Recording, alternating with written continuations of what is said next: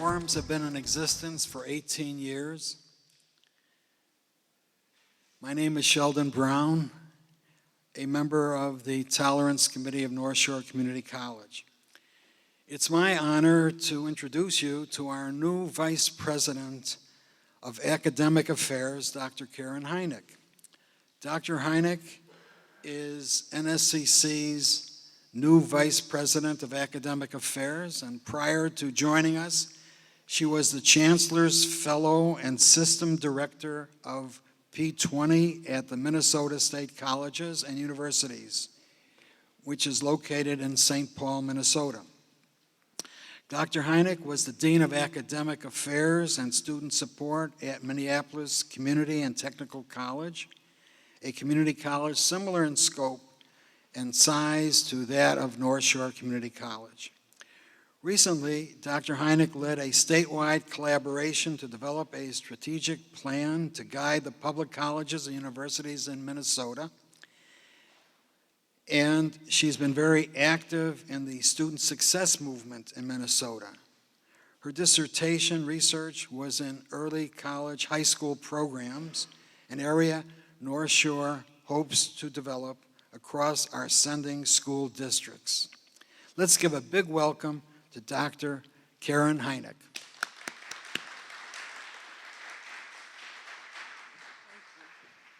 Thank you, Dr. Brown. I'm honored to be here today and thank all of you for coming today and battling the weather.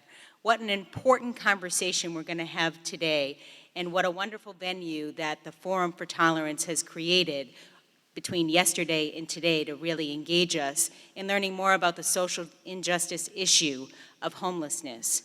Many of you probably know people or yourselves have been homeless at one point in time or another. We know today that over 600,000 people in the United States are homeless every night. We also know that many of them are in shelters, and/or there are also many that are not in shelters and find themselves on the streets during the day and at night.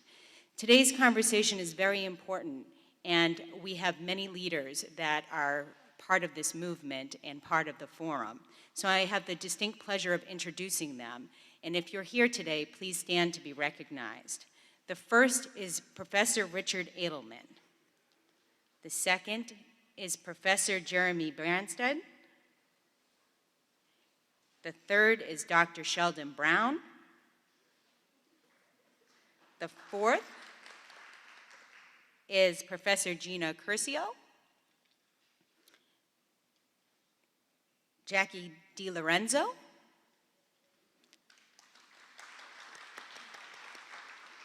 David Houle. Dr. Carl Jean. Dr. Carlos Marin. Lisa Milso, Peter Monaco, Professor Emeritus Jane Rowe, Anna Stepanovich, who is a student and will also be speaking later today, and we'll be able to hear her story, Professor Gerard Sullivan,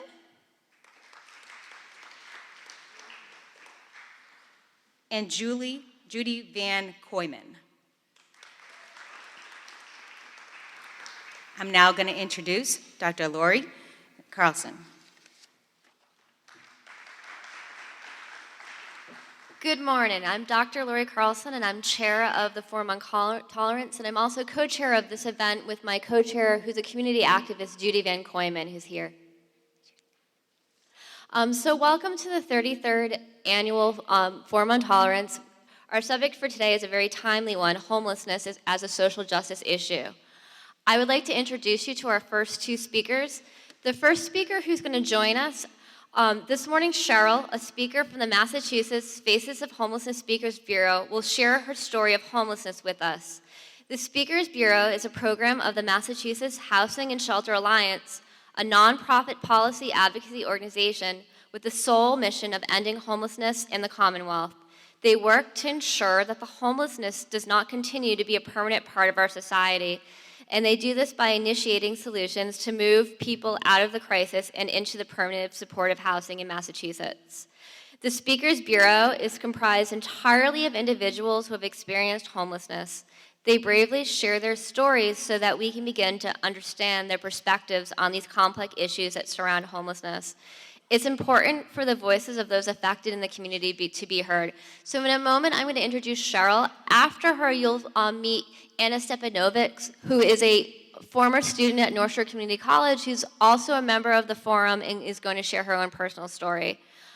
So right now, thank you, Cheryl, for coming to share your story with us.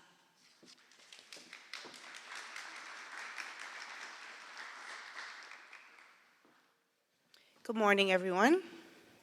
How are we doing on this rainy morning?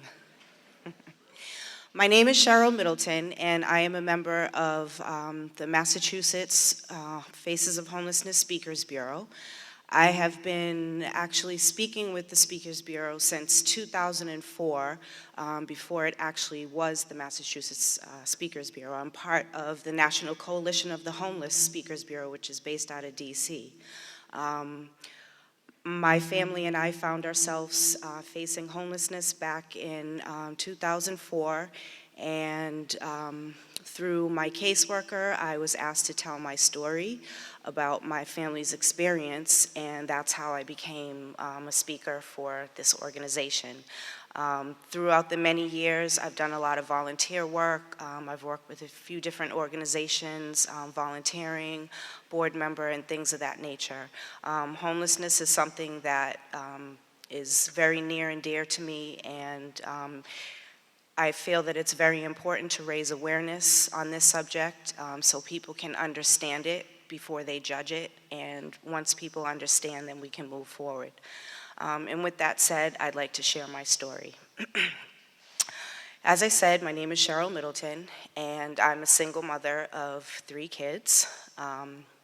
My daughter is now 20. She's at the University of Southern California. I have an 18-year-old son who is in vocational high school in his last year. And my youngest son is now 12, and he is in the 7th grade. Back in 2004, we found ourselves homeless, and I have to tell you that it was a situation that, you know, I was one of those people that thought this could never happen to me. It's not near to me. I don't know homeless people. I don't, you know, live in a poor community. I just felt like most people, you know, this is something that couldn't possibly happen to me. The way that my family raised me coming up, I grew up with both my mom and dad. They're still together, married for over 50 years. And the way that they raised me was, as long as you graduate high school and get your diploma, and get out there and start working and making money, you should be able to take care of yourself and you should be okay. And with that said, I finished high school and I went on to Burdett School, which is a secretarial type school. Got my secretarial degree. I went out there and I started making money. I was doing pretty good. I found my way into a law firm. I worked in the intellectual property field, patents, trademarks, things of that nature. And I was doing really well. I was making really good money. Actually, comparing stories with a lot of my friends who went to college, it was funny to say that I actually made more money than them, even with their college degree. So with that said, I thought I was doing pretty good. I was making money. I was taking care of myself. Bills were being paid, and everything was okay. At one of my jobs, I met someone in the building, and it was a whirlwind romance, and we got married shortly thereafter.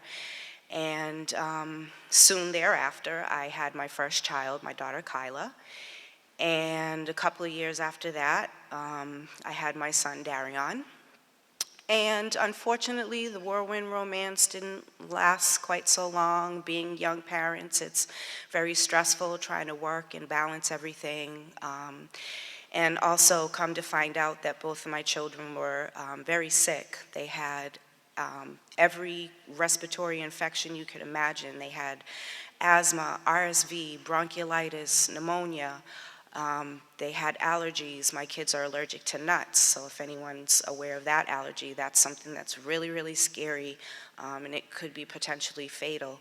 So I had to take a lot of time off of work to take care of them. The hospital that we go to is Mass General. I'm sure you guys know how big Mass General is, how, the number of people, the volume of people that must call, the emergency room or the hospital every day. And I used to call the Mass General emergency room so often that they actually knew my voice. And they would say, "Oh, hi, Mrs. Middleton, which one is it today, or is it both?" Basically, we spent our hospital visits were, I'd say, on an average of at least once every 3 weeks, between emergency room visits, follow-up visits, and regular visits. So with that said, it was very difficult to maintain employment.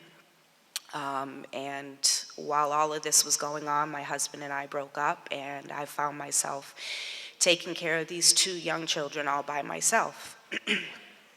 Without much support from family, and not support from my ex-husband. So with that said, things were really difficult. I was struggling, maintaining, but when you have a job, they expect you to be there. When you have children, they expect you to be there. And when you have children, the option between do I pick the job or do I pick my kids is not an option. Your kids always have to come first. So I found myself laid off, collecting unemployment, and not the type of person to just kind of sit around and, collect a check and do nothing. I'm just too busy for that. I have to be doing something. I feel like I have to be making some type of an impact, or just doing something. So I tried to use my secretarial skills. I live right down the street from Tufts University. Put an ad for typing papers. I'm a creative person. I use my baking skills. I started making baskets for people and baking things for people. But unfortunately, it takes money to make money, and with a little customer here, a little customer there, that doesn't always mesh together and meet all of the bills for that month. I found myself in a situation where things were getting really, really tough. And during this time, I had actually met someone, another whirlwind romance. He came into my life. No, I take that back. He came into our lives. He took the place of my ex-husband and took my children as his own. And we decided that we wanted to be together, so we decided to start living together. So of course, we were trying to get both incomes and make everything work, and he works in the construction field, so if anyone knows anything about that, that's not always a steady job. You could work for 6 solid months and then not have work for 3 months, and those 3 months that you're not working can really catch up to you. So with that said, I knew that we were in trouble. I knew that I needed assistance. I went to the DTA, Department of Transitional Assistance, and asked if there was any way that they could help me, if there were any programs, if there were any funds available, what could they do? Basically, the DTA told me that we don't have any funds, we don't have any programs. The only assistance that we can offer you is if you come back to us with an eviction notice in hand. So basically, I had to wait it out for the inevitable because I knew it was coming. Couldn't really do much about it. And my family found ourselves evicted. And for the first couple of days, we stayed at my friend's house. She had just actually broken up with her husband, and he had moved out, so just so happened she had an empty room. So we took my queen-size mattress and laid it out on the floor, and until the DTA could decide where they were going to place us, that's where we stayed. As I mentioned earlier, My children have asthma and allergies, and my friend had a couple of cats, and that was not a great combination. So we had to get out of there quickly. Once we were placed in a shelter, we were placed in a hotel shelter. There are many different types of shelters. There are hotel shelters, there are scattered site shelters, there are shelters, congregate shelters for families. There are a lot of different type of situations, but my family and I found ourselves staying at a hotel. And also, my family and I was very lucky in the sense that we were able to stay in our community. Most families are displaced from their communities. They're sent very far away to communities where they're not familiar. You know, they can be sent as far as Gloucester, and they have to take that placement because if you refuse a shelter placement, then they'll say, well, you must have somewhere else to go, so that's it for you. So with that said, my family and I stayed in the hotel, and I'm not gonna lie, it was a decent place. It was clean, had a pool, free breakfast in the morning. I could get up and leave my bed a mess and come back to the room, and my bed was made. And you know, for the first couple of weeks we were there, because this happened in the summertime, it was kind of like a vacation. You know, you're in the hotel room, you go to the pool a couple of times, you go downstairs, grab breakfast, get your bed made, this is great. But then you realize that it's been a week. Weeks turned into a month. Months turned into almost a year. And you're still there in that shelter. And the room that we stayed in, I don't know, anyone has been on vacation with their family, with their kids, and you're all cramped in one room, and after about a couple of days, you kind of get tired of each other. You need your own space, you need your own room to go to. You know, you just need somewhere to feel safe and secure. And when you're staying in a hotel room, there is no space, there's no privacy, there's nowhere for the kids to go and have those little temper tantrums they like to have when they don't get their way. The way that the room was set up, you walk in and it was a little kitchen area with a tiny microwave, a tiny little refrigerator and a sink, 2 double beds, and then my son, who was almost 1 at the time, he had to stay in a pack-and-play crib, a fold-up crib. This is where we stayed for almost 10.5 months. I was not able to cook proper meals for my children. You know, every now and again, as a parent, you want to do something quick, you might throw it in the microwave. It's not something you want to do every day. You know, you get tired of bologna sandwiches, you get tired of hot dogs. Microwave food is just no good. You know, you get food stamps while you're in a shelter, but guess what? You can't buy hot prepared food. You can buy a raw chicken, don't know where you're gonna cook it, but you can't buy a cooked chicken. For whatever reason, the food stamps don't work that way and you can't buy hot prepared food. These are some of the things and some of the issues that families face, you know, while they're in shelter. These are some of the barriers that families have to deal with, things that make no sense, things that don't apply to real life and how people need to live and survive every day. As I mentioned before, while I was in shelter, I was working closely with my worker. You have to meet your worker every week. You have to fill out applications for housing, for Section 8 lists, and you fill out application after application, and then you get the letters back once they receive your application. Thank you, Ms. Middleton, we received your application, blah, blah, blah. And then in the second paragraph, it says, currently, our waiting list is 5 to 10 years. Okay, so while you're waiting 5 to 10 years, what do? Tell your kids stop growing? Oh, no, wait. You gotta wait until we can get the housing. It doesn't work like that. You have to live on.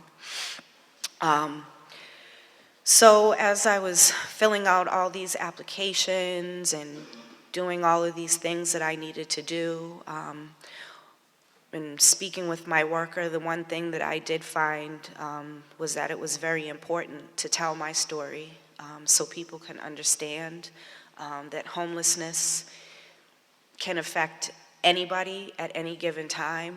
It doesn't matter where you come from, who you people are, how much money you have. Homelessness can be caused by many different factors. People can get sick and be out of work for a couple of months and be behind in their bills. Housing right now is really, the market rate for rents is to the roof. It's very expensive to live, especially here in Massachusetts. This is one of the most expensive states. And I just feel that it's very important not only to raise awareness about homelessness, but to kind of raise people's awareness that homelessness is a human thing. Homeless people aren't any different. They have hopes, they have dreams, they have talents, they have abilities. The only difference is that maybe their life circumstances haven't been as great as everyone else's. You know, not everyone is dealt the same deck of cards, not everyone has the same circumstances. You know, not everyone finds himself in the same boat.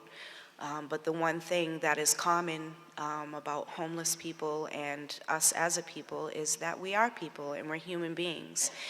And the same respect that you would give to people that you know and people that you work with and people that you deal with every day should be the same type of respect that you give to a homeless person.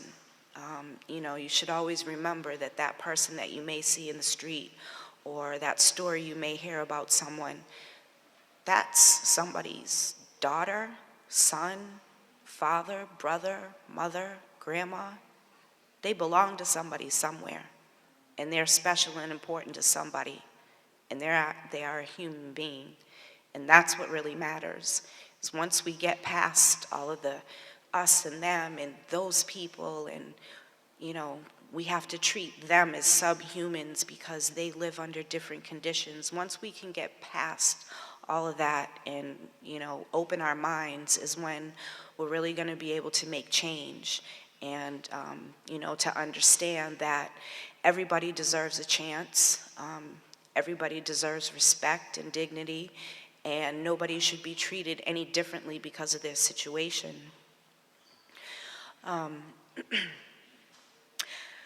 When I speak to different audiences, it's always interesting to see the reactions and to, you know, listen to folks at the end of the speech. And it's always nice to know that there's somebody that maybe, you know, is going through an issue, maybe feels a little bit more comfortable about speaking on that issue, or being able to have the courage to get themselves the help that they need.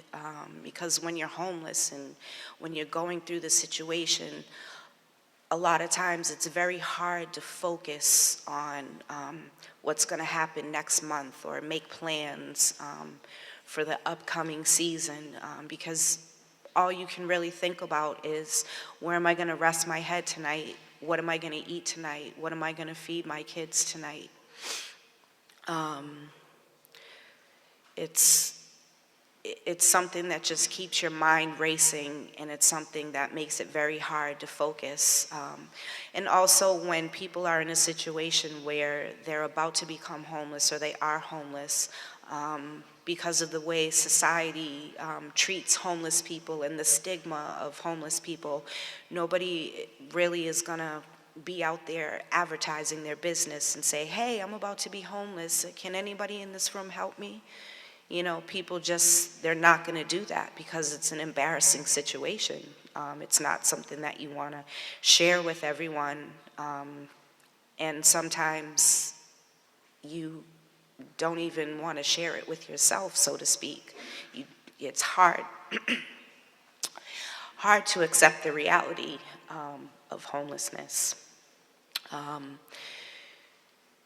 Through this experience that I've had, a lot of people always ask me, how do you do it? How did you maintain and take care of your kids and do everything that you were supposed to do? The workers who worked in the hotel seemed to be amazed that a homeless woman could actually get up in the morning and bring her kids to school and go to work and do all of these things. I had to break that stereotype that homeless people are lazy, homeless people don't want to work, homeless people don't take care of their kids. Homeless people do all of that, but they just have to do it differently because they don't have a secure, steady environment to call home.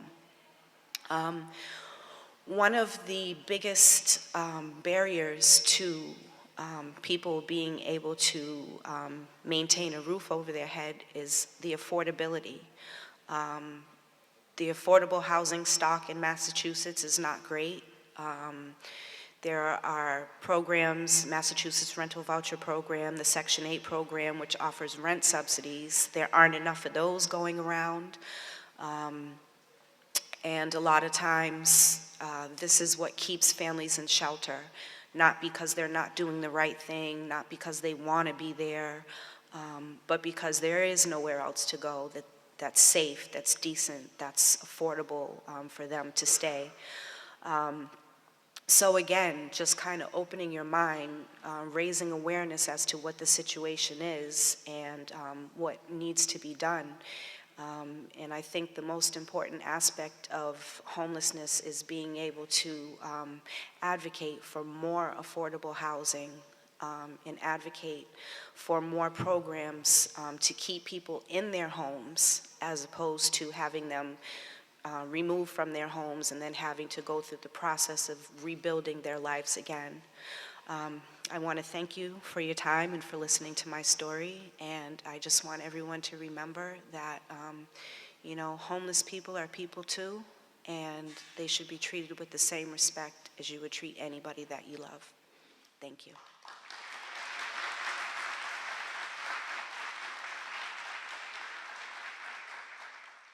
Who are the homeless? My name is Anna Stepanovic. I'm a former student from North Shore Community College, and I will tell you my story. I was born in Bosnia-Herzegovina due to war between different religion, politics, back in early 1990s. Many people and I lost everything. We lost our country land, stolen, our homes burned down to earth, and also relatives were killed or died. So no matter who you are, it can happen to everybody. It can be from Bosnia and Herzegovina, Germany, or United States, or no matter where you're coming from. My mom had 8 children back then, and I was the second. I had to help. But I was a child myself, because there was everyday bombing and shelling and all the other stuff flying around our heads. We had to flee to woods where we had to sleep and live for more than 3 months. The Mother Earth and was our bed, and Father Heaven, I called, was our blanket. It was very scary, not knowing where to go tomorrow, what to do, what will happen. Homeless. I never thought that will happen to me or my family or nobody. We had to move to other states from the war zone by foot, not really knowing where and how far at that time. So my mom was my hero. and she is still. She took care of all of us. She helped also others. So moving forward, my aunt, I mentioned Germany. She's a nun in Germany. She drove to the neighboring state to pick us up, to help us, to bring us to Germany, but it was very hard for the refugee. She didn't have authority to give us home. We have to bet every month we have to go to state, to city house, and ask for permission if we can stay longer. We are called the second-class refugee. We might give you home, you might stay, let's see. That felt even worse to me, poor refugee. Never stay in the refugee home with a group of people, only with my family. I had to beg for home every month, like I just said, but I felt like last trash, not being able to live as a human being deserves for years. So after the war kind of stopped in Bosnia, so we were forced to leave the Germany. They said, go back home, but where is the home if you don't have the home? So if everything is destroyed, so as you can see this picture, that was my home, my parents' home. That's where I was born, that's where I grew up, where I played. But it's not there anymore. So we heard that we might be able to apply for refugee status, to find new home in the United States of America. Because we lost everything and we didn't have home to go back. Go back where? So we did. We came to the States back in '99, and long story short, I will not tell you so much about it, but we are in the States, and just recently we almost lost our home again. After I lost my job, I decided to go back to school, hoping for a better tomorrow, to educate myself, to get more money, to help my kids, to help my family be able to live, but yet my husband only worked full-time, and my boys and I, we tried to do some part-time, but yet that was not really enough. It was very hard to meet ends needs. So after some time not being able to pay for mortgage, we had some issue with bank, or they have with us. You know the story, how that works. So we had to fight with the bank. So I tried. I was referred to many organization, institution, or I didn't have really the greatest experience with any help wherever I knocked on the door. I was not really welcomed, but anyway, so I tried to take everything in my hands, and thanks God. So finally, I was able to talk to the bank and get modification, and so we were able to stay at our home.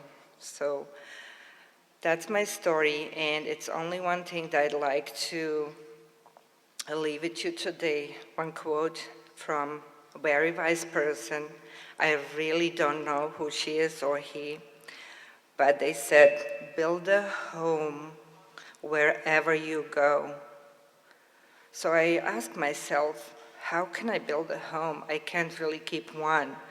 How can I build a home? I'm not able to afford nor stay in one place. How can I build a home wherever I go?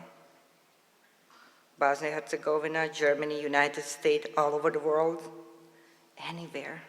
So build a home wherever you go. For me, means build a friendship. You won't ever be homeless. Thank you.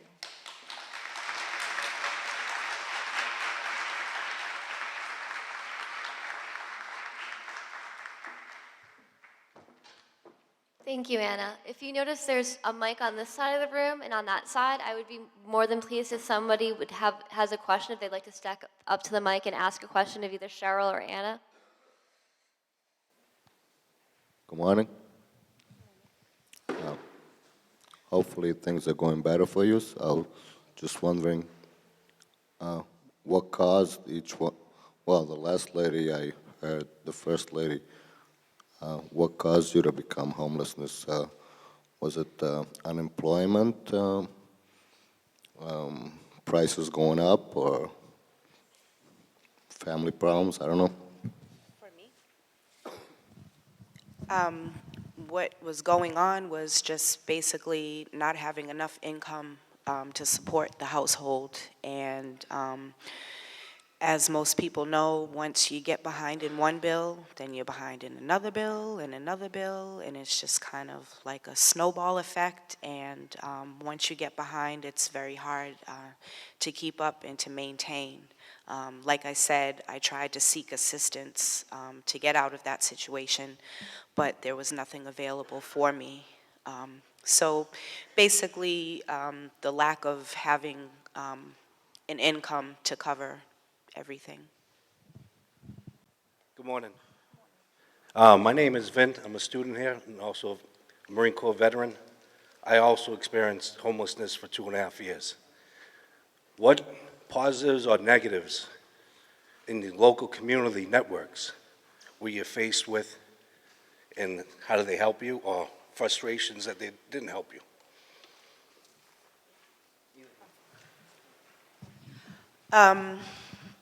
The positives were the community that I came from. My children make my family 4 generations there.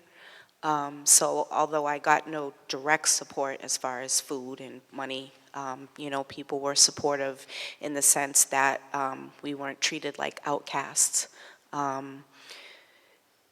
The positive, another positive thing is that I was asked to share my story, which has evolved into this and being able to speak to a large number of people at one time.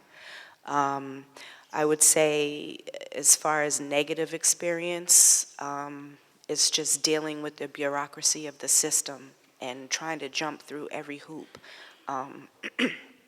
The situation that I was in was almost virtually impossible to deal with. They told me because my son was under the age of 2, I didn't have to work. I chose to work. And when I chose to work, I tried to get a child care voucher, and I could only find part-time work, and they gave me trouble about a part-time voucher. So me trying to do the right thing and work and take care of my family,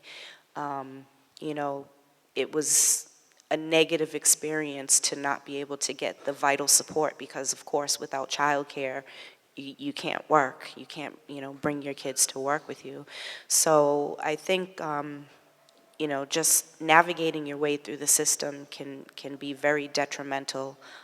There are a lot of no's, a lot of no, we can't help you, a lot of turnaways.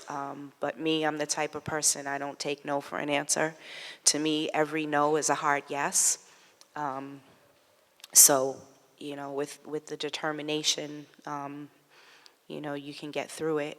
But that's basically my positives and my negatives.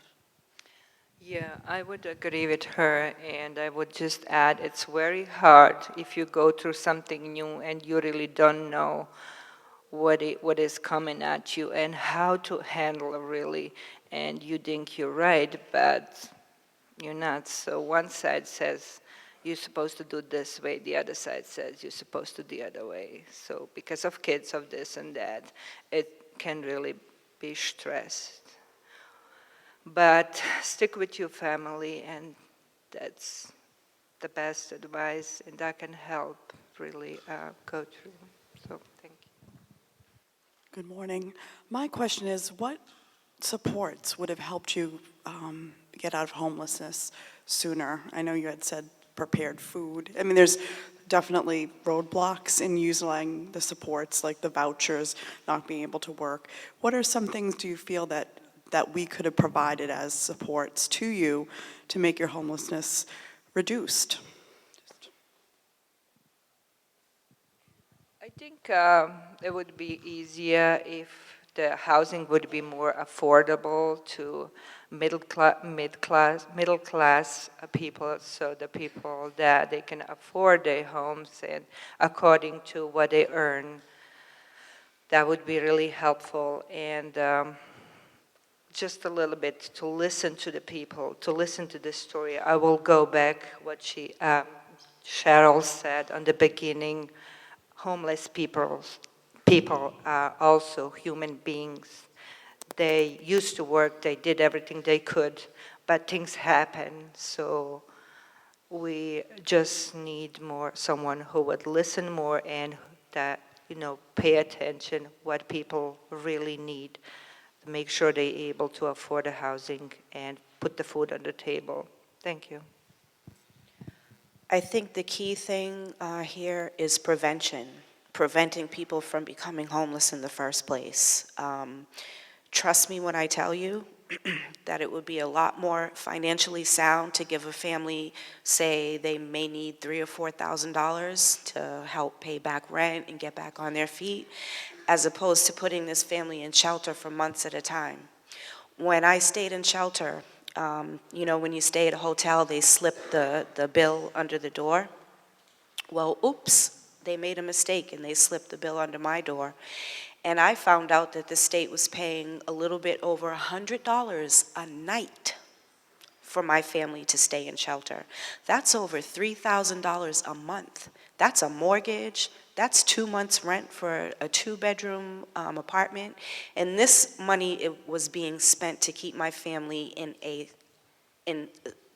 hotel with, not appropriate living conditions for a family, not being able to cook, not being able to have, appropriate places for them to do their homework and things like that. So I think prevention is absolutely key and the most cost-effective way to handle homelessness, to get a grip on it before it actually happens, instead of waiting until it turns into a crisis situation. One thing to understand is when a family does go through a crisis situation, I always correlate homelessness almost like how you would deal with a death in the family. There is a grief process that you go through. You are grieving for a loss. You have lost your home. You have lost your security. You have lost the ability as a parent to feel like you are doing everything that you can to take care of your children. So again, prevention is the most cost-effective. Families who are in shelter or who are on the streets, they find themselves in the emergency room more often. Emergency room is very expensive. Families who go through homelessness, as I said, it's a process of grief.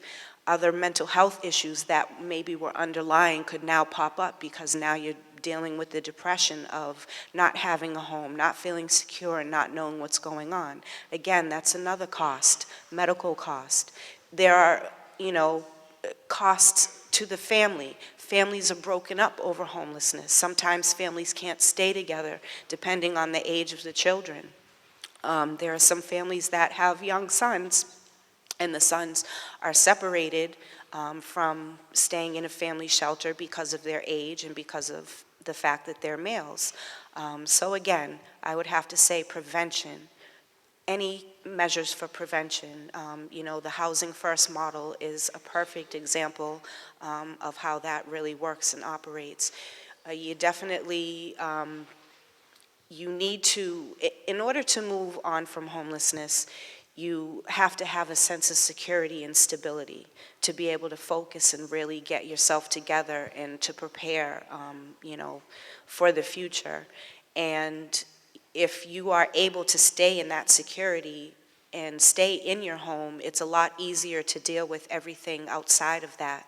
But when you're scrambling around and you don't know where you're going to be or what you're going to do, it's really hard to focus just on the basics of life. Sorry for the long-winded answer, but long story short, prevention, absolutely key.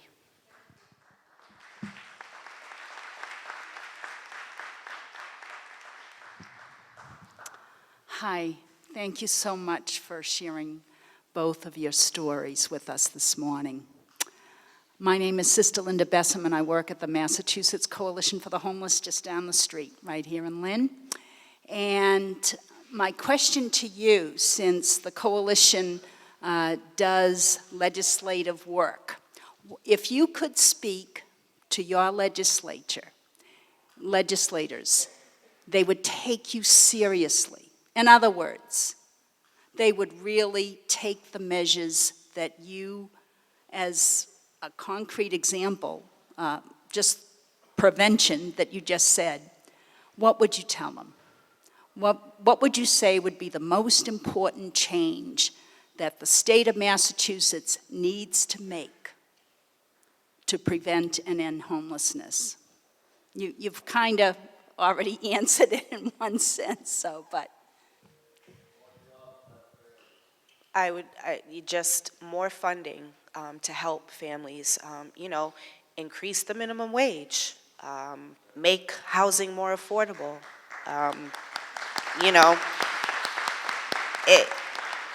it's really, it's really a sad state when you have a husband and a wife as a team raising a family together, and they both work full-time, doing the best that they can do, and that's not even enough to make the rent. That's ridiculous. That is absolutely ridiculous. That a person who's working, making money, cannot afford to keep a roof over their head.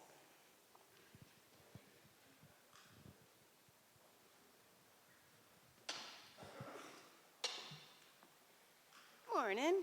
Oh, can you hear me? Yes. Morning. My sister and I have a couple of questions. Well, you mentioned your current situation. My sister and I, we volunteer with a community program in the city of Lynn called Lynn United for Change, and we help people, well, we inform people of their rights and how to keep their homes, because banks generally don't communicate with the people they're evicting. So with that being said, I'm not sure which community you're from, but does your community provide other sources like Lynn United for Change to help people keep their homes or anything like that? Because I know there are other programs similar to Lynn United for Change, but most of them are in Boston. And yeah, I was just curious to see if there was any outside resources in regards to that.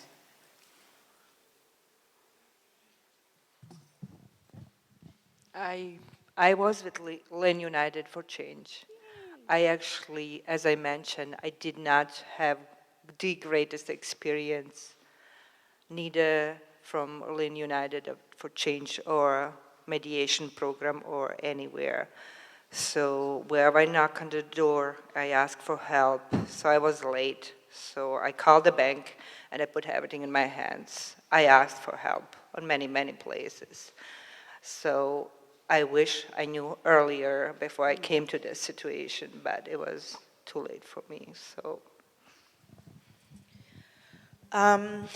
In my neighborhood, or in my city, I come from Medford, we do have Medford Affordable Housing Association. Actually, I was the president of the board a couple of years back, where they try to seek out properties in Medford to either build a property or to buy a property and then to turn that into affordable housing.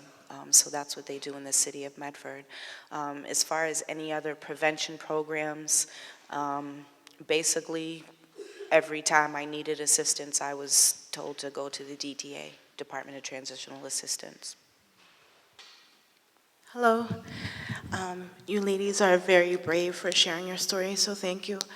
I wanted to ask, were there any moments that you knew during your journey of homelessness, were there any moments that you knew everything was going to be all right? Like this little things that you were just like a breath of fresh air, like, I'm gonna make it.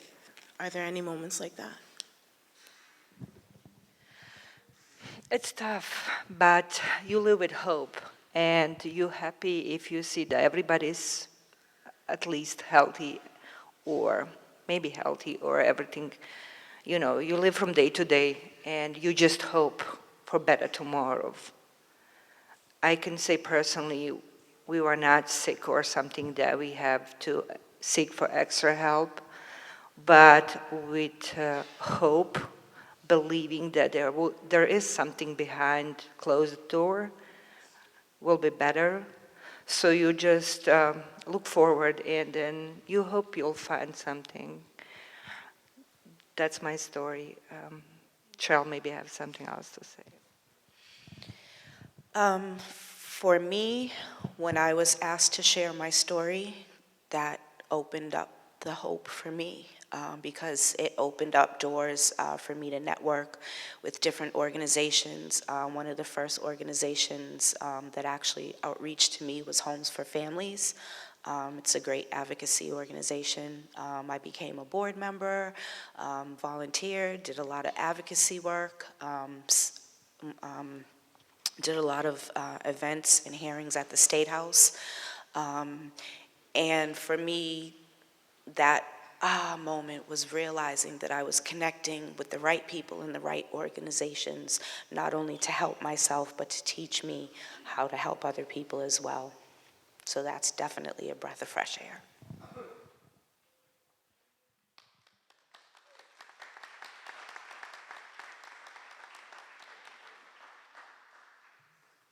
Ladies, like the other audience members, I really commend you for coming and telling your story.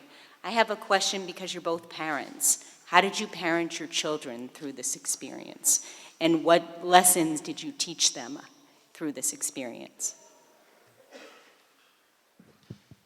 I will be short and brief. I usually say, go with the flow, there will be better tomorrow. So how do you mean? Well, just look for the brighter tomorrow, definitely. It is tough, it is hard. One of my sons is currently student at North Shore, and one is junior. It is tough, but we go with the flow. And Willem, thank you. For me, I just try to maintain as much of a sense of normalcy as we could. We kept a schedule, the kids went to school, I went to work. We actually called the hotel our hometel. I made it as much of like home as I possibly could. I decorated it for the holidays, things like that.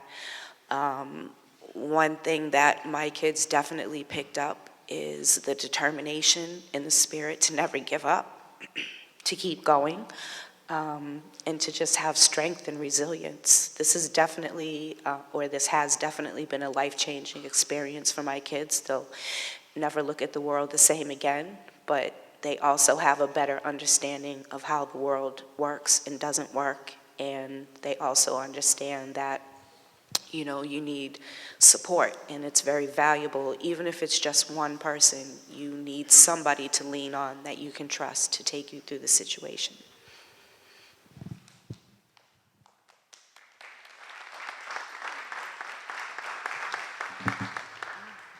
Hello. I'd like to tag on to that previous question. What advice might you have for educators and the homeschool connection to work with students and help students that are currently in homeless situations, couch surfing, those kinds of things? What is helpful for school-age children, particularly of high school age? It really helps, to be honest, to open up. Don't hide anything from your kids. Just be open, share, and also don't be afraid to ask for help. It is hard. They might not understand right away, but they do. I think as far as dealing with kids, to just let them know that there is someone that they can talk to. It's a difficult situation to kind of talk about and open up about, but just to leave an open door as far as, if you ever need anything or if you feel like you need to talk to me, or even just ask the child, what do you feel you need that would help you, because each child is going to have a different need of support. For some kids it may be stressful because they don't have enough pens or pencils or paper, or they don't have enough money for school supplies. For some kids it may be the issue of not having enough money for lunch. It may be an issue of transportation. Maybe they have to walk lots and lots of miles to school because they don't have money for public transportation or they don't have access to the bus. So basically, I would just say keep an open door policy in an environment where they feel that they can trust you, where, you know, it's not gonna be, you know, really out in the open and everybody knows he's homeless, you know, that type of thing. And also, if you are aware of any students in your class, a good way to broach the subject and to gain some support would be to maybe do a little lesson, you know, open up that door and start talking about it, not directly to that child or particular children, but just to kind of open up that door for conversation, and you'd really be amazed at how kids think about it and how supportive kids can be.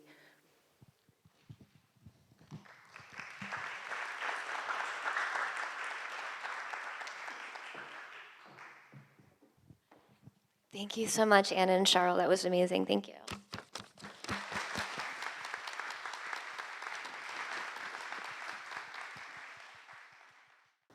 Okay, we have 2 more speakers coming up. Our first speaker will be Glenda Lees, who will tell her personal story. And after her, we also have Ginny Masman, who's the program director of the Having Project. So, Glenda Lees, thank you.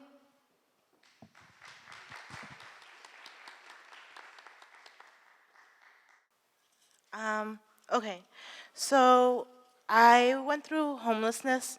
My name is Glenda, by the way. I'm a former student from North Shore Community College. I graduated in 2010. What? Thank you for that. After that, I got a full-time job as a preschool teacher. I love being with the kids. I love playing with them and learning, and just seeing their faces every morning used to light up my day. I worked as a preschool teacher for about 2 years, and then I hurt my back. A child jumped on my back when I wasn't ready to catch him. It was a safety issue, so I was more concerned that he didn't hit the ground than my own safety. He turned out okay, but my back cracked.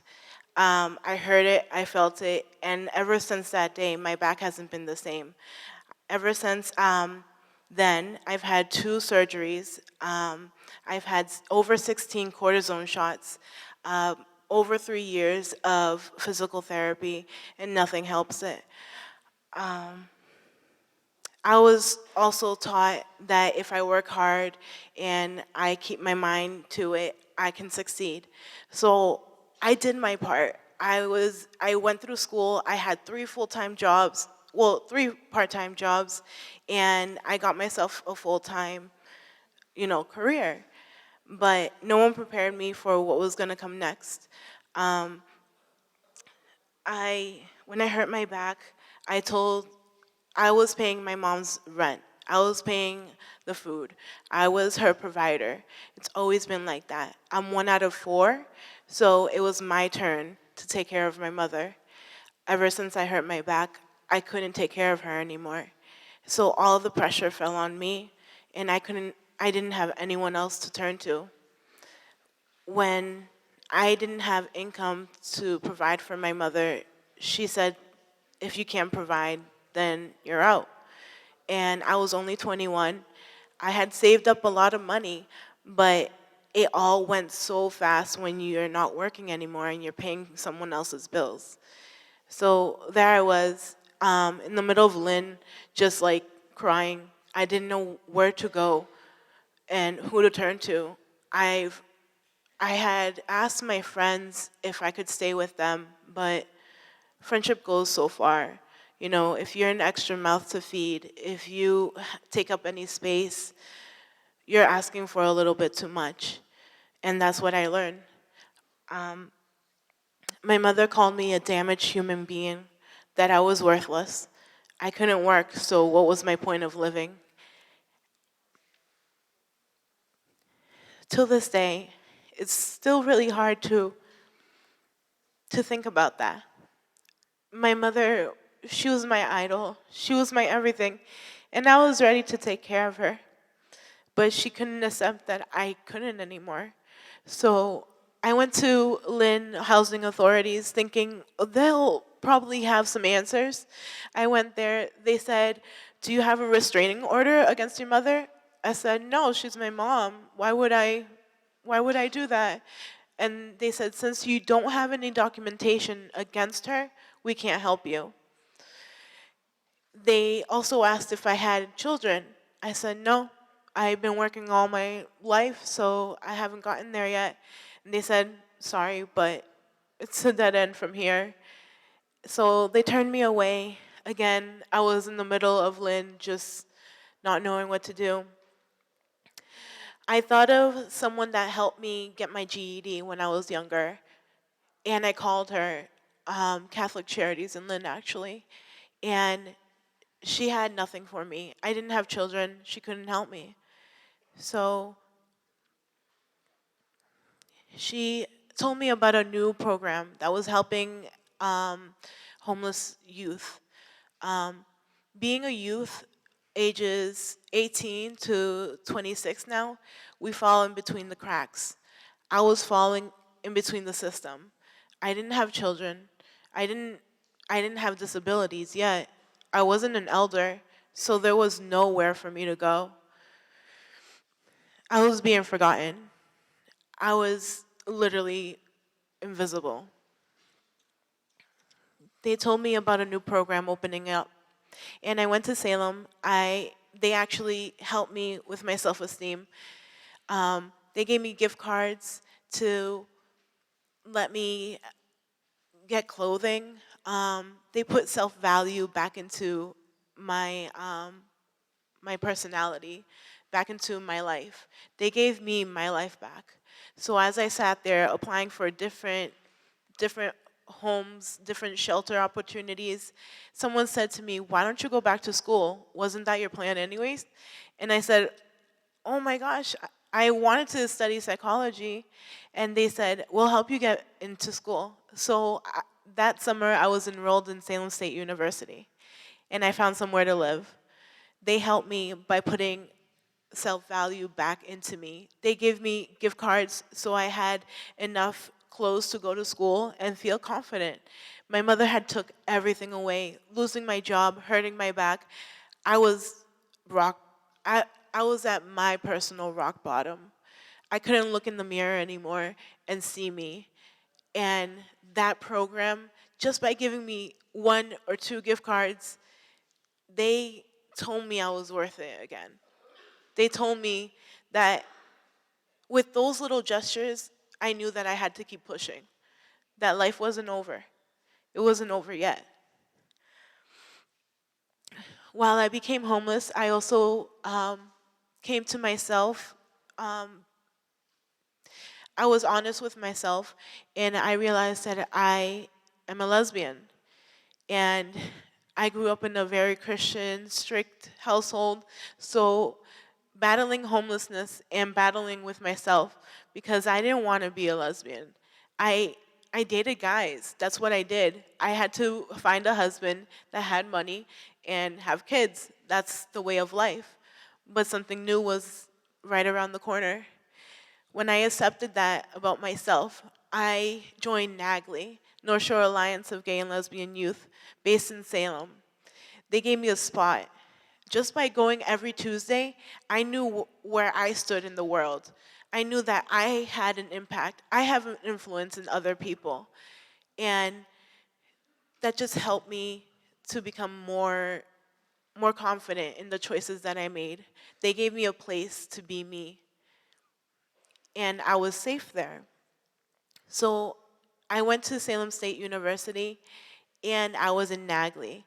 My life was really turning around.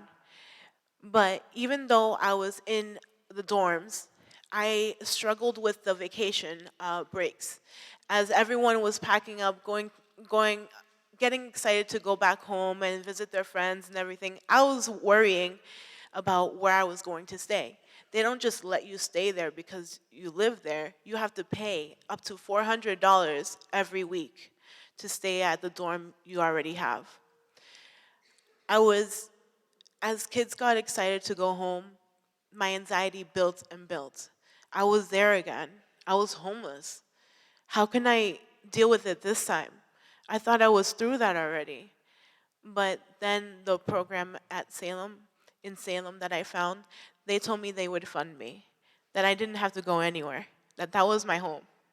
So through that, I found my place. And I finally felt like I had my own foundation, that I can push forward, that no one else had to be around me, but that I was my own friend.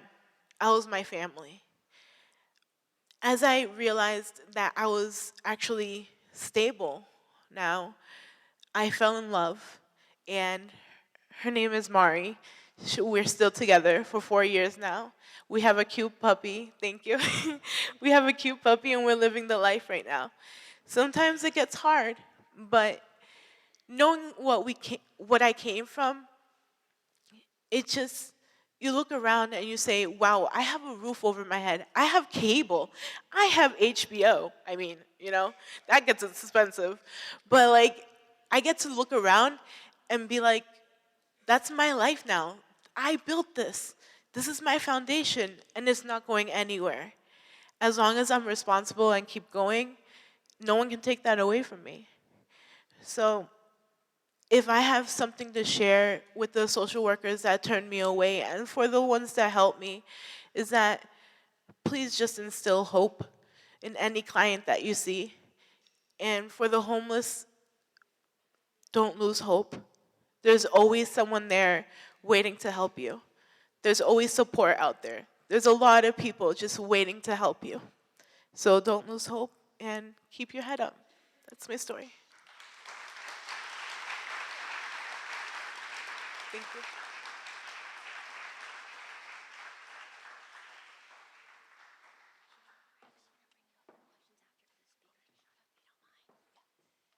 So we just have a brief change in program. We got to a little late of a start with the murky weather and all. So we're going to bring Glenda Leith back for questions in a little bit, along with Jenna Masman. But at the moment, I would like to introduce the president of North Shore Community College, Dr. Patricia Gentili.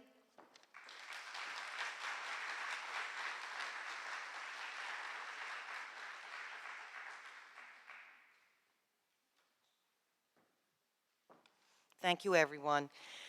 And thank you for swimming here today. We're very glad to have you here. I have the pleasure of introducing someone to you that I think is truly an advocate, not only for the community college sector, but also down in Boston in terms of legislative options to help people. House Speaker Robert DeLeo has represented the 19th Suffolk District, including the town of Winthrop and a portion of the city of Revere, in the Massachusetts House of Representatives since 1991. So he's a pro. Certainly can ask him lots of questions this morning. He's a graduate of the Boston Latin School and holds a Bachelor of Arts degree from Northeastern University and a Juris Doctorate from Suffolk University Law School. He became Speaker of the House in January 2009. And since becoming Speaker, he's spearheaded economic development and transportation finance legislation, has been a fierce advocate for those with disabilities, has worked to improve services for the state's veterans and military personnel, and as someone who came up here earlier this morning talked about the need for a minimum wage, of course, has been a very strong advocate for that here in the Commonwealth. Speaker DeLeo is a strong advocate and supporter, as I said, of the community college sector. And in fact, just about a month ago, he made a special appearance in this gym at my installation as the 4th president of North Shore and the kickoff for our college's 50th anniversary celebration.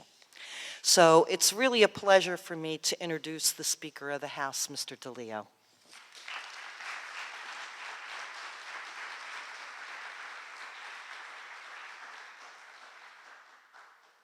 Thank you very much, Madam President. And last time I saw you, after your inauguration, you were dancing out of this hall to Kool and the Gang, I think, celebration, if I remember correctly, which of all the events I've gone to relative to swearing-ins, I've never, ever witnessed that. So congratulations to you and thank you for your kind introduction, for inviting me here today. And as I stated that day, the relatively short time I've got to know your president here, she's going to do wonderful things. She is so committed. She has so much foresight in terms of what she sees for North Shore Community College, and I am excited that she decided to come to Massachusetts and make our system even better. Thank you very much, Madam President.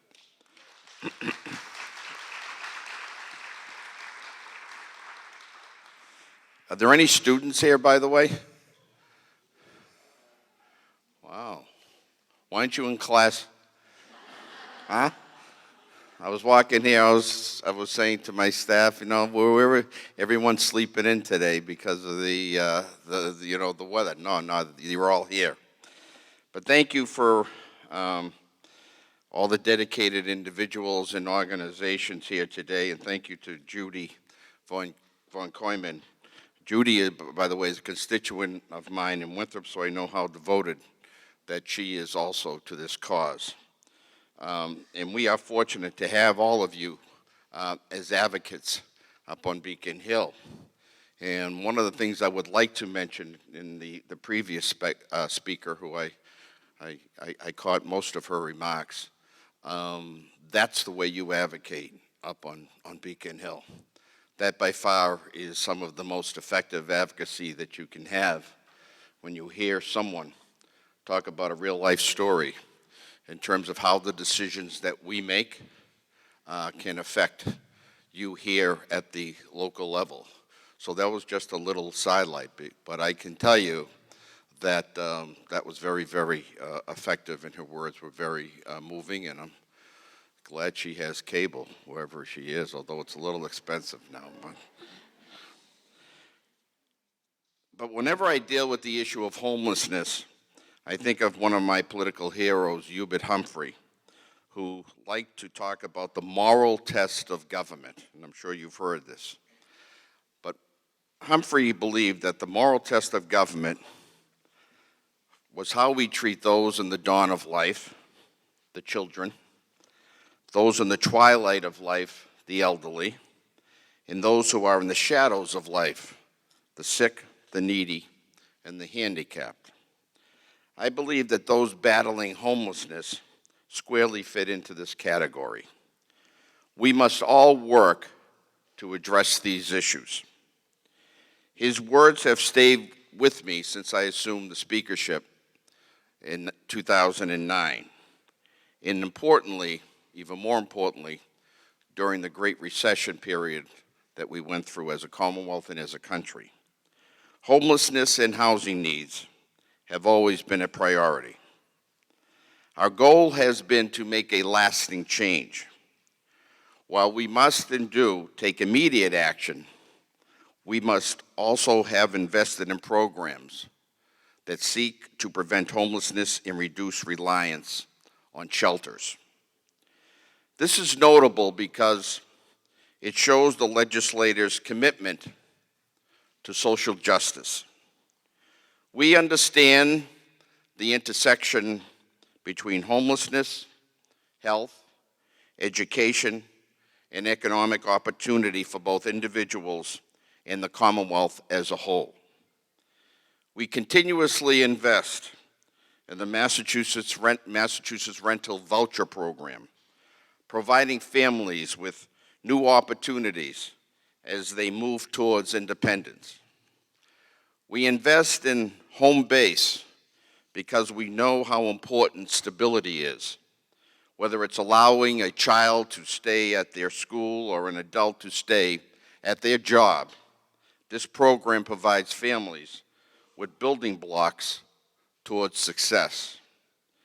We invest in shelter expansion, raft, and public-private partnerships. And this year, I'm especially pleased to say, we have launched a new pilot program, which I'm very optimistic about. The Secure Jobs Program provides training, job search services, and 12 months of housing stabilization services. It is a community-based program, and we are collaborating with various advocates and organizations. This is how we can make a lasting change in what we do. As the program is implemented, I am intent on monitoring its success and working with my colleagues in the House to see what works and what doesn't, and ultimately use this as an information to build better strategies for future legislation. I'd also like to touch upon some other legislation which we have just passed this session. I was very pleased to sponsor and to see signed into law landmark domestic violence legislation, which was signed into law this past summer. Last week, I spoke at an event hosted by Casa Myrna with top state officials and Jane Doe, Home for Families, Dove Chapter, and the Family and Community Resources. Our domestic law is the strongest in the nation, but I am committed once again to keeping the dialogue open on this issue. I heard at the event that homelessness is one of the biggest challenges that those confronting intimate partner violence face.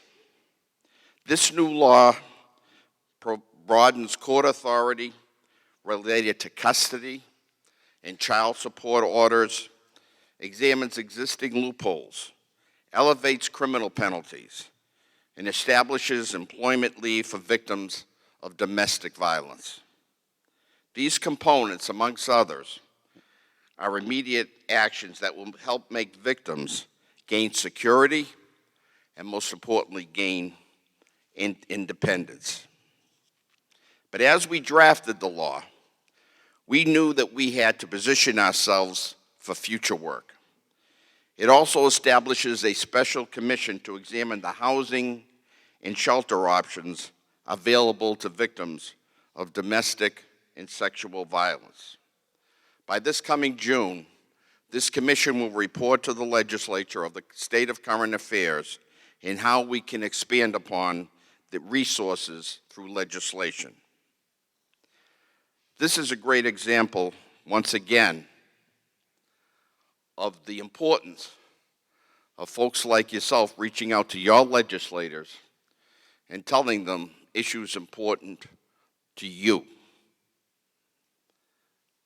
The changes in this law primarily came about, quite frankly, when I saw the terrible tragedy of the Jen Martell, if you remember.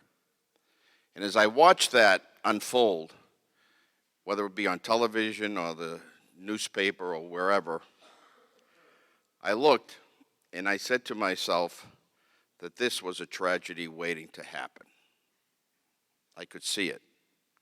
And sure enough, some 2 or 3 days later, unfortunately, I was correct, and I'm sure I wasn't the only one who was correct, when the life of that beautiful young girl was taken.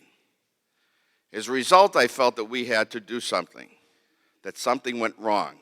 Something went wrong with the system, and I'm not here to lay blame on any particular individual, but there were some issues with our system. I was told at the time to step back and not do anything because we already have one of the strongest laws in the country. But one of the things I've learned about domestic violence was the fact that in people that I talk to, they many times will use one word to describe it, that it's preventable, And that stuck with me.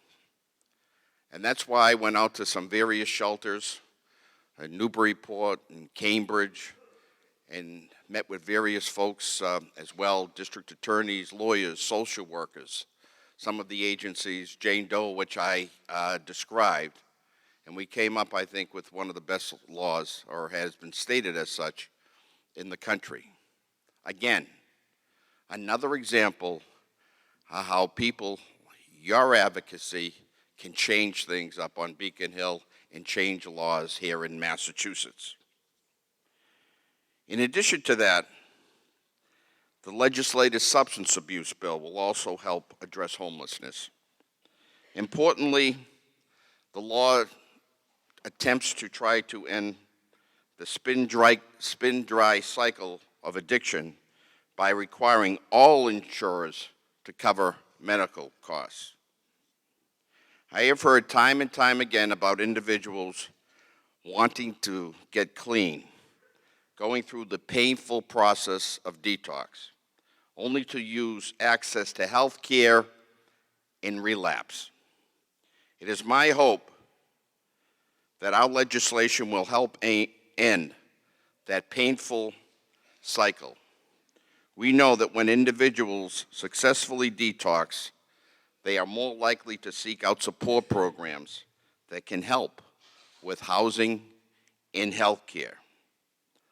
Again, another example of the importance of reaching out and speaking to your representatives, your senators, your councilors here in the city or wherever it is that you may live about issues important to you.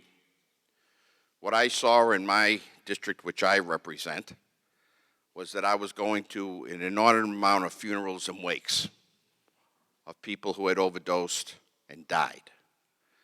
Last summer, for instance, I can tell you, not this past summer, the summer before, I attended some 4 wakes in 4 weeks from overdose. This year, in a span of 3 days, 3 wakes because of overdose. And I heard this story time and time again, no matter where I traveled in the Commonwealth, about people. And I'll say young people primarily, but one of the services that I had attended was for someone who was 58 years old. So I think it's primarily people will say 20 to 30, whatever, but there's no age limit, either on one, the young or old for that matter. But I sat down again and I spoke with some of those who have substance abuse addictions. In my district, out in Dorchester, there's a place called the Gavin Foundation. I don't know if you've ever heard of that, but it's a major source for to help those with drug and substance abuse, I should say. And I heard continuously about their concerns about how we deal with it right now, or how we did deal with it until this law. And before, we used to pretty much put a limit of 2 days of detox. So we expected people who were in substance abuse to get 2 days of treatment, throw them back on the street and say, okay, here you go again. See what you can do. See if you can make it now. I quickly realized that that was ridiculous and absurd. Met with some of the insurance companies who fought me greatly on this bill, by the way, as I was trying to change the days from 2 days to 2 weeks that people could use to try to get themselves straight.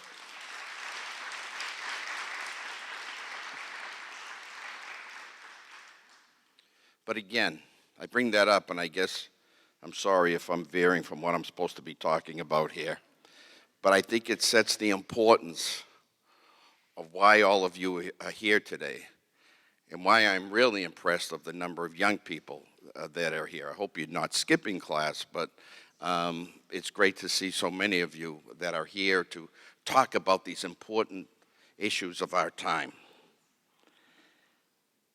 So although these are just a few examples of our work, I think you can see that the legislature does view homelessness and some of these other issues I mentioned as moral issues, approaching it from the bottom up and with a wide perspective. And I know that there is going to be time for some questions and hopefully some answers, but I'd like to, so I can have the opportunity to hear from you as well. Now, I know that some people had expressed interest already to me about House Bill 135. And I just wanted to let people know that I have reviewed the bill and I think its goal would be beneficial to the Commonwealth of Massachusetts. We've seen in the past how performance-based contracting is a valuable tool, and at this period of time, and as we're getting ready to prepare ourselves for a new session in January, I'm looking forward to how we can listen to and learn more about this bill as we begin the new session. I do want to add that in this year's budget, we provided $150,000 for the Special Commission on Unaccompanied Homeless Youth. I know, and that is a very, very important issue to many of you here today. So, one of the things, again, in closing, that I have found, again, is the importance of hearing from the folks either that I represent or now a speaker from around the state. Whether it's us tackling the issue of homelessness, whether it's us tackling the issue of substance abuse, domestic violence, or another law which I had was pleased to see us pass into here in Massachusetts, tackle the issue of gun violence as well.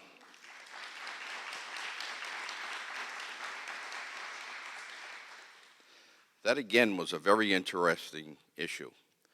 When I had proposed that change in our gun laws, quite frankly, I did not realize the strength of the gun lobby, not only around the country, but here in Massachusetts.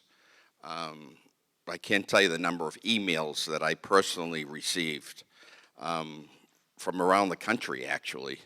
Pretty much call me not so nice names for my proposal to change our gun laws.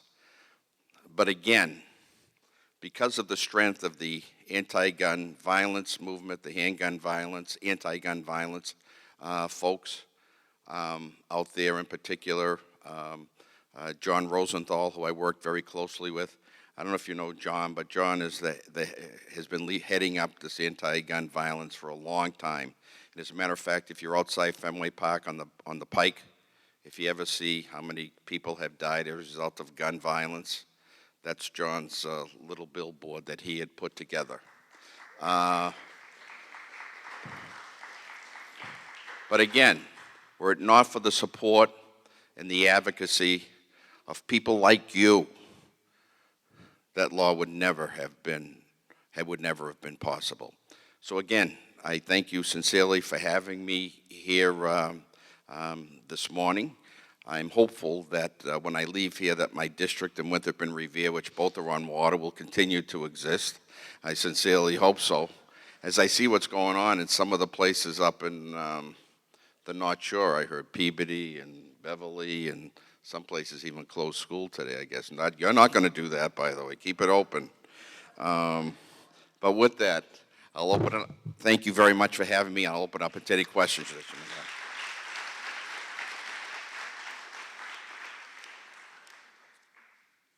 Yes, sir. Good morning. I basically came here, I wasn't prepared, but as you people are always prepared, but I have basically just a comment to mention that, in the greatest country and civilization in the world, how many homeless people are out there. And when I was growing up, everything I've heard here today has affected my life. My brother was killed by a classmate when he was 14 with a gun. I have been in AA and other things, and I hope that the president here, because I'm an alumnus of this college, would make these halls available to programs like that help, and they don't ask anything back. And AA is a very strong program, because I've been in the halls of AA for many years now, and I can personally say that it didn't just change my life or give me a second chance, but it saved my life. Because when I started going to AA, I was close to suicide from many things that affected me. But I just want to say also that to help the homeless and to help people in general, it starts from the top down and not from the bottom up.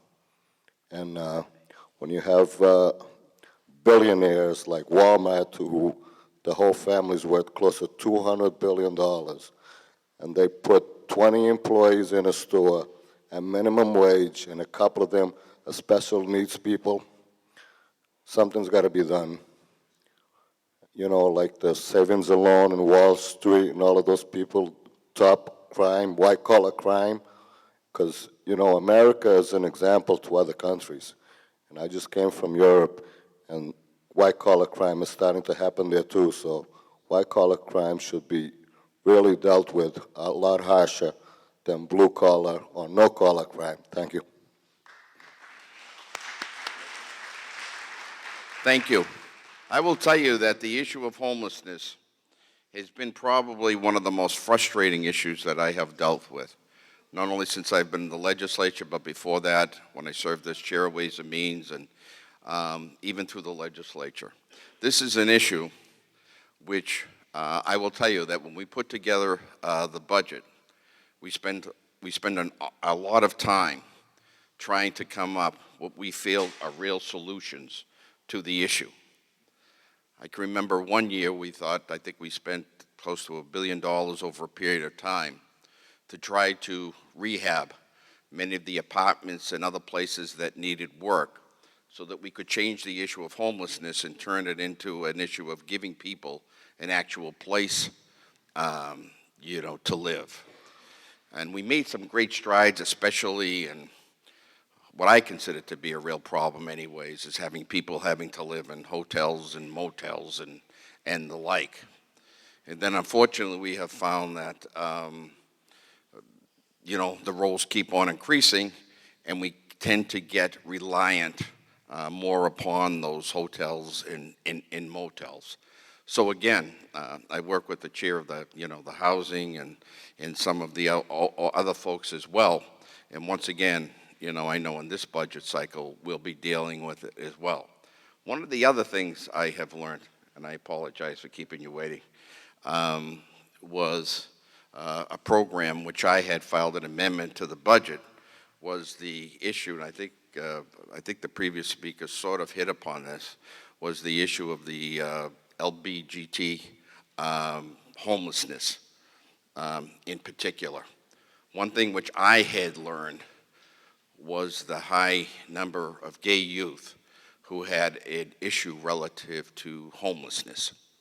On various occasions, I've had people again, well, not just from my district, but throughout the state, come in to talk to me about how they've been just thrown out of their homes, in particular, believe it or not, by their parents, once they have found out, that their particular son or daughter may be gay. It sounds probably a little crazy to many of you here, but trust me, I hear it over and over again. So we here in Massachusetts started a program to address that issue, again, because I felt that they were sort of a special group that required special attention because of these unique circumstances. Sorry, ma'am.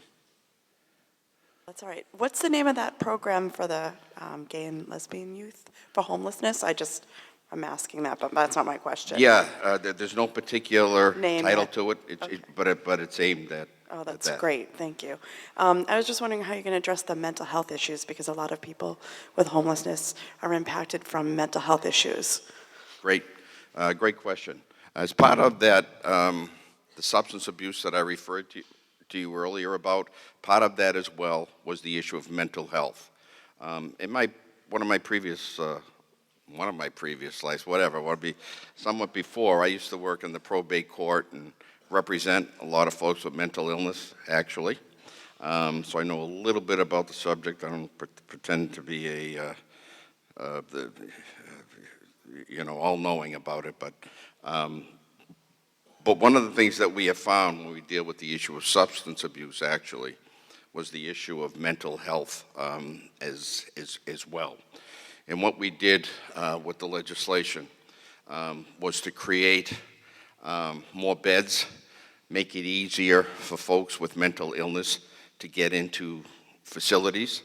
I had visited some hospitals in Springfield and Boston. And one of the things that you learn very quickly is people with mental illness end up in the emergency wards at a lot of hospitals. And one thing you learn very, very quickly is the fact that it doesn't make sense. Because it takes anywhere from 4 hours to 4 days to get them out of that emergency ward into a place where they really should be. So it's a twofold problem. Number one, we're wasting a lot of money because people are sitting in an emergency ward that's not doing anything except providing for a nurse or a nurse's assistant to watch them to make sure that they don't harm themselves, okay? And number two, even more importantly, they're not getting the treatment that they need. That time is being wasted where they should be getting special. So I actually went to the Tufts in the hospital St. something in Springfield, and about a quarter of the beds in the times that I had visited were taken up, not by people who were there for physical issues, but for mental issues. So hopefully with the providing of the increased capacity to deal with mental illness and some of the changes we law, hopefully that's going to help. Thank you. Good morning, my name is Julio. Just a quick fact I have two questions to ask you, but with a quick fact about detox patients, because I currently work at 2 different hospitals, which one of them, it's Boston Medical Center, which we do get a lot of people with problems with detoxification, is that the doctors like to address the detox time period because giving them more drugs can just seduce the drug substance effect on the body. So that's why they give them the 4-day period, even up to a week of just being watched until the body itself just completely detoxifies itself. But anyways, my question is, because I believe today's presentation was about people becoming homeless from having a home. But how does the budget affect, like, the increase on payment rate on people who have houses, mortgage and loans? The rate increases, but then at the same time, you address the fact that there's a budget that also funds people who are homeless just by nature, just because it has happened over generations within their family. But like, how does the state actually affect the budget within people who own a house and they have to pay mortgages that increase every year for some XYZ reason? Because I'm not aware of how it works. And then how does Massachusetts itself fund people who actually need help, and they're able to help people actually get back on their feet and even afford an apartment and be able to sustain what we call a normal life. So how is the state itself, how does it target people who are paying mortgages? Because I know some of it, you have to get money from somewhere, because then you have to change the currency and inflation can occur, because that's what happened with the small recession that we had.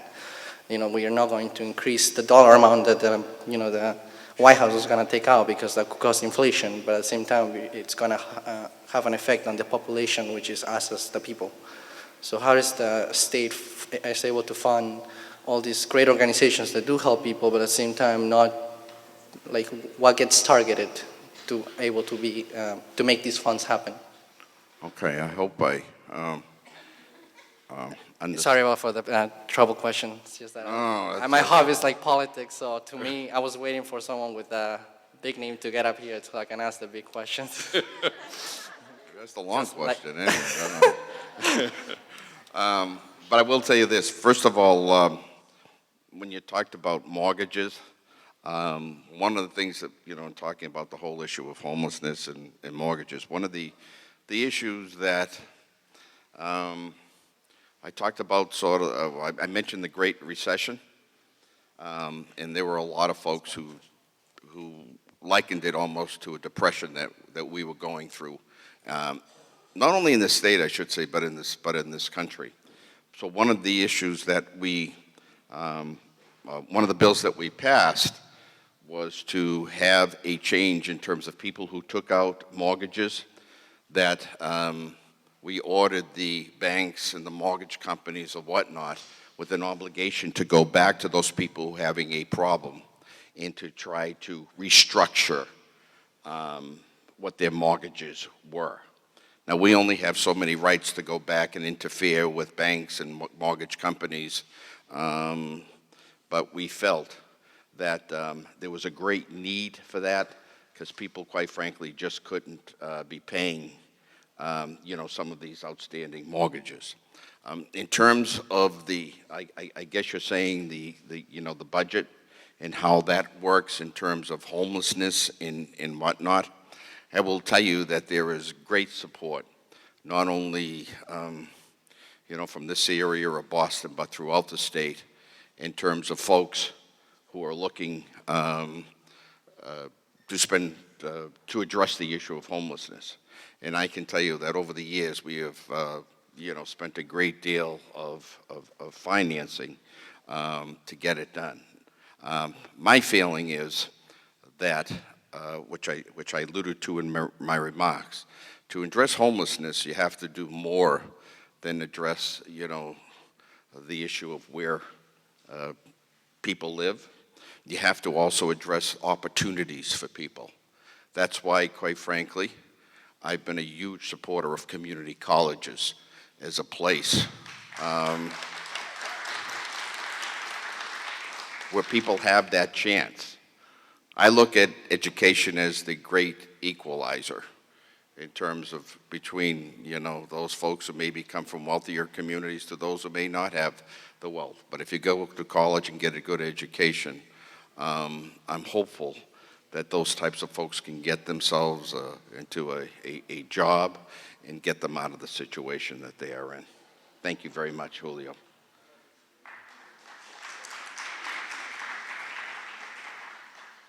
Good morning, Mr. Speaker. My name is Kelly. I'm with the Massachusetts Coalition for the Homeless, and we're so grateful for your leadership on housing and homelessness issues. And just wanted to, I know you addressed House Bill 135, the unaccompanied youth homelessness bill, and would just beg that in the next 70 days before informal sessions end, that this bill can be considered. We've had some great meetings with House Ways and Means in talking about that, even if there's not a lot of money attached to it for the rest of this. That's the 135? Even if not a lot of money is attached to it right now, we've been working with the Department of Housing and Community Development to see what resources can be made available this year.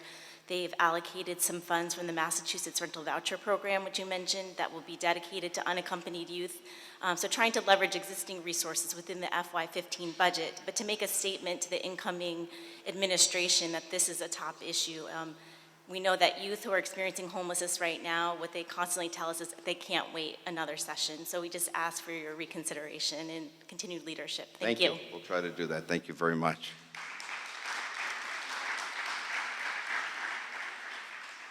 Well, I guess I've exceeded my time as I always do and talk too much. Thank you for those great questions, by the way.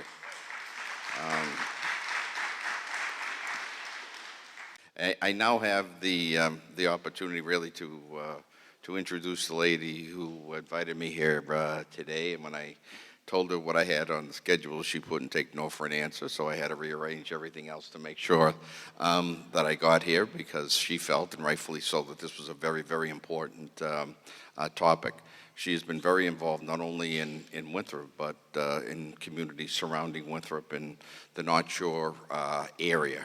She's a lady who's taken on, a number of social issues, basically trying to get out the word in terms of where people can go, where they can get help when they need it.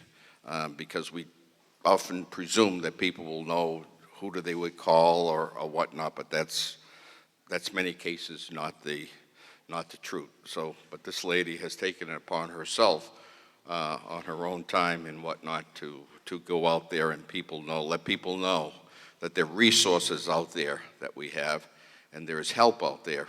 They just have to ask. So it's just my pleasure to introduce my good friend, Judie VanKooiman.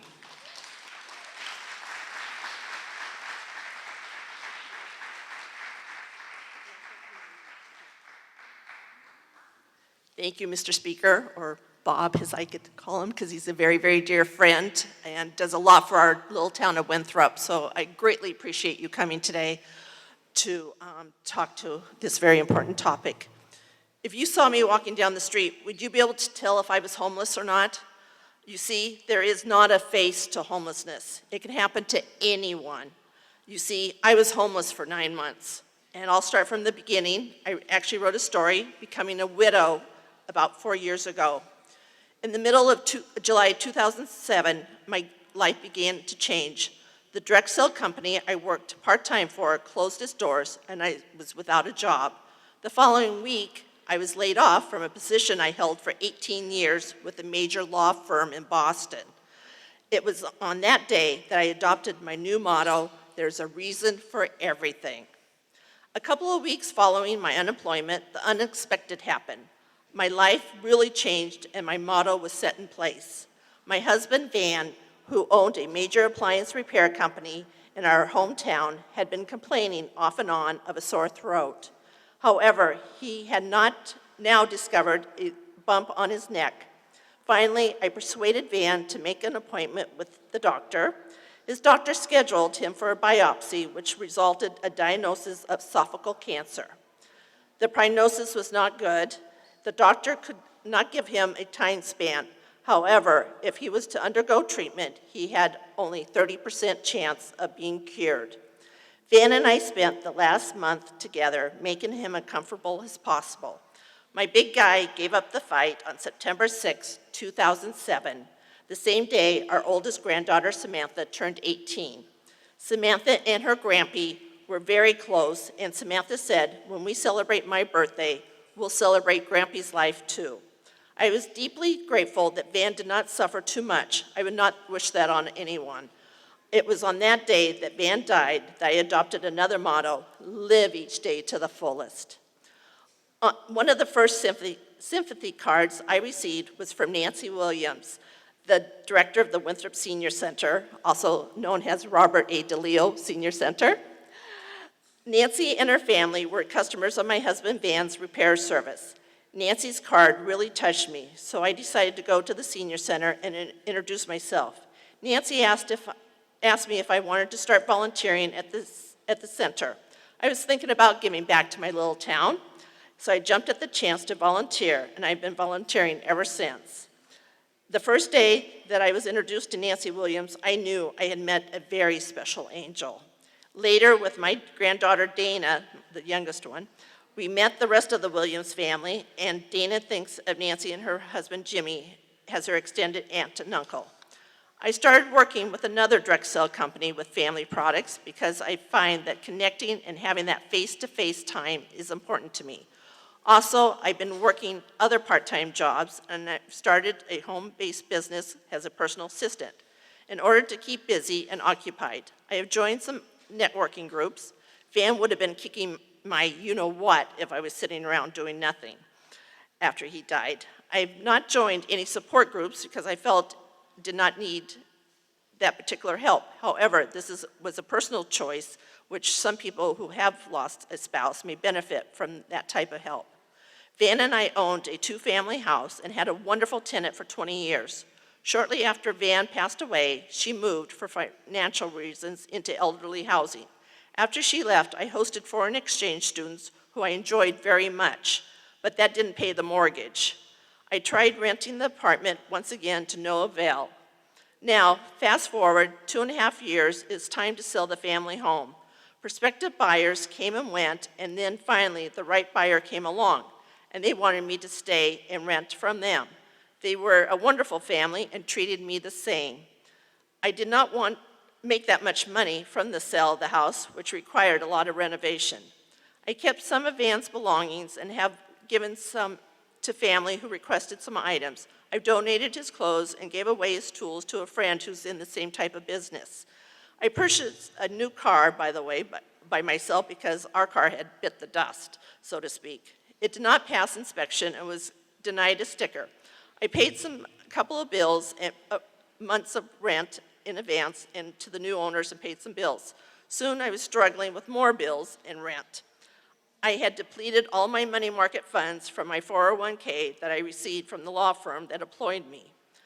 I have felt badly and embarrassed that I haven't been able to keep up with the rent for my apartment. After all, I was a business person. I did want to stay in the house forever. However, it was not meant to be, and I was evicted. I really didn't know what to expect when I lost my husband. I woke up one morning 3 years ago when I had written this story and was faced with the realization that I was a widow.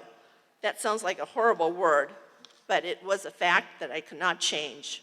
We had wills, health proxy, and life insurance. However, because of some other health issues, I did not receive his life insurance money. Van and I did not have any children together, but I do have 2 wonderful granddaughters who are the love of my life. So what advice can I pass on to anyone finding themselves in a similar circumstance? First, make sure that you know the last wishes of your spouse, etc.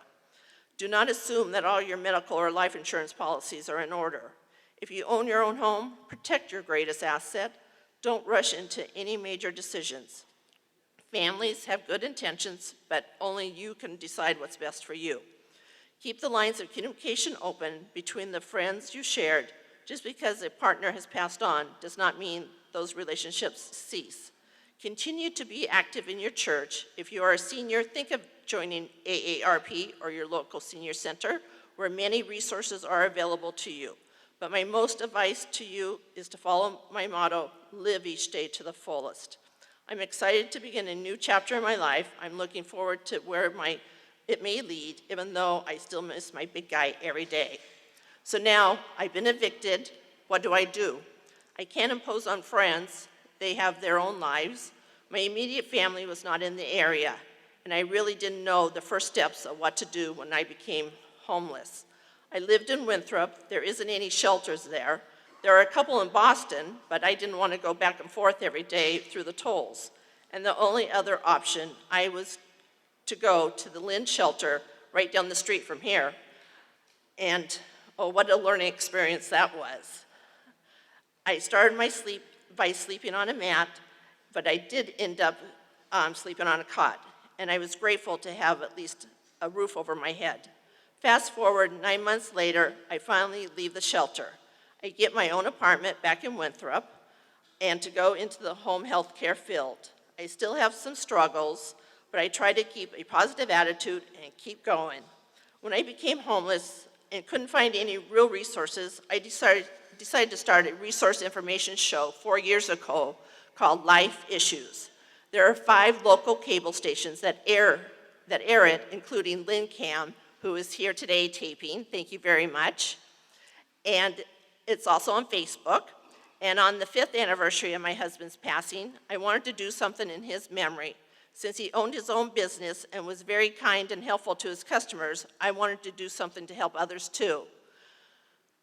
And so I piggybacked off of Life Issues Show and started a nonprofit, Those Who Can, for Those in Need, which is a resource volunteer fair that is held in Winthrop in September. Our goal is to make resource booklets as soon as we have raised the monies, which will be for social services for their clients in the Boston and North Shore area. Speaking of resources online, if you ever do see yourself become homeless, there is a list of things that will tell you what to do if you become homeless in a month or within a week.